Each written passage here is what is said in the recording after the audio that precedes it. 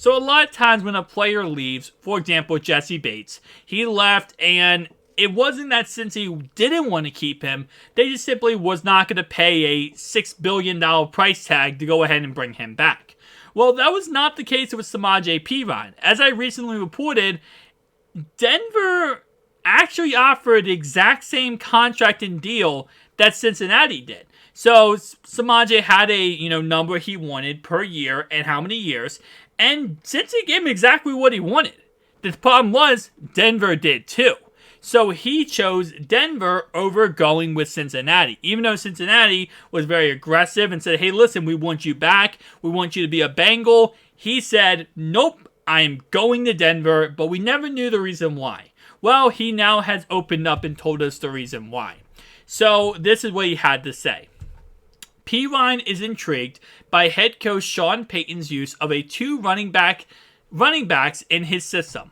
What it came down to really was how upfront Denver was with me as far as playing time and what Coach Payton wants to do with me personally and what he wants to do as an offense, Perine told the Denver Post. The first time I talked with Coach Payton when everything opened up on Wednesday, that first day, the thing he really emphasized was his history of using multiple backs, using two backs in his time with the Saints. And going through the history of the backs he had, that made my decision a tad bit easier.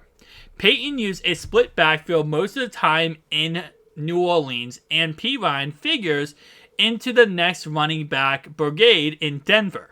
Perine is fresh off a career high in snaps, 41% of the offensive snaps.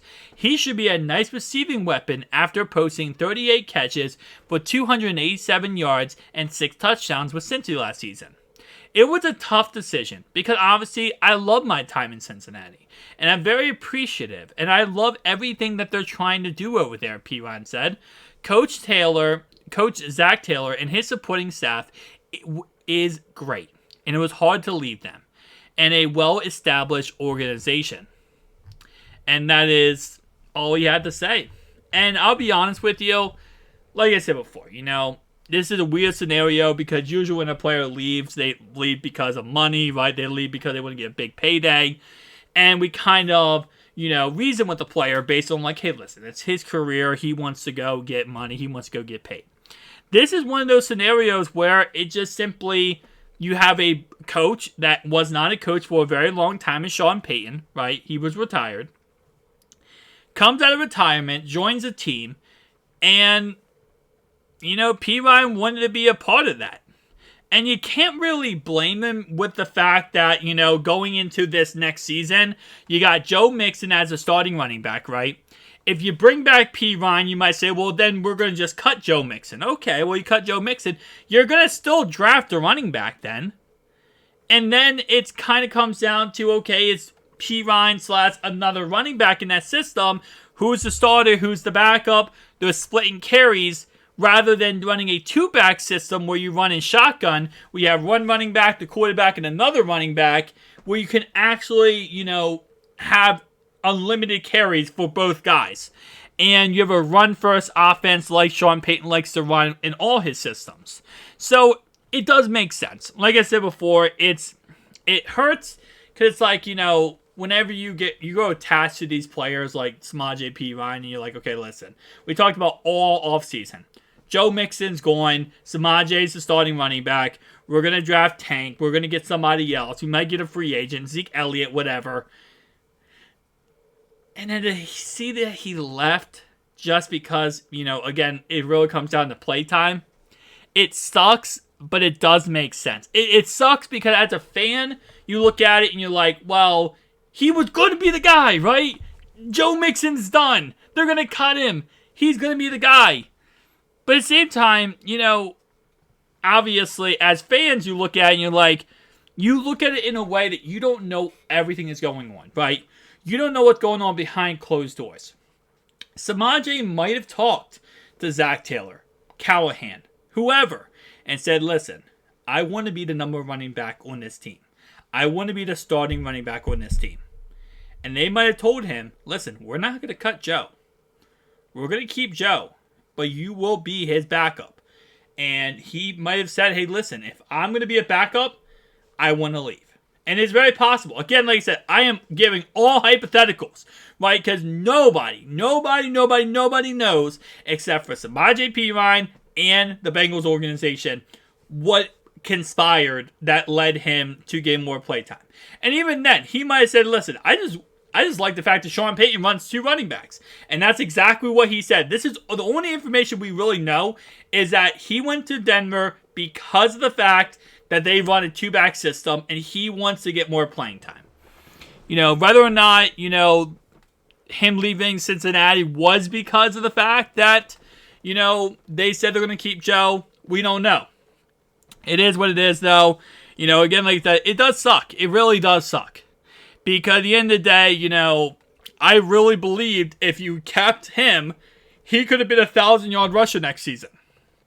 You would have cut Mixon, kept Samaje Perine. He would have been a starting running back. You would have drafted another running back, and now you have an absolute monster backfield. You saved $10 million.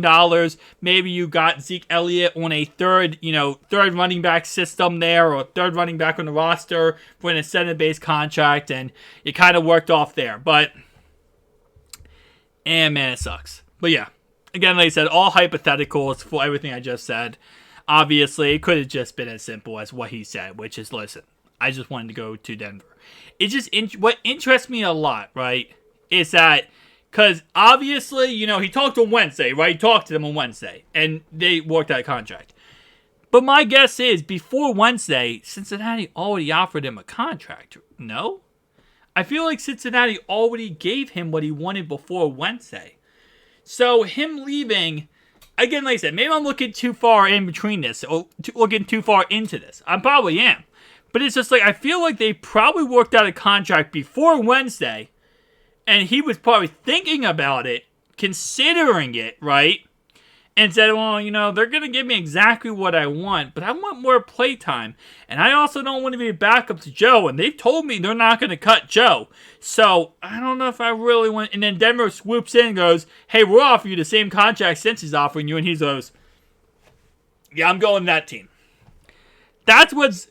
Again, like I said, that's what's so interesting to me. It's like, if they worked out this contract for the last 2 months, I feel like, there was some information not being said here of maybe he knew, yeah, they're not cutting Joe. They're going to keep Joe Mixon.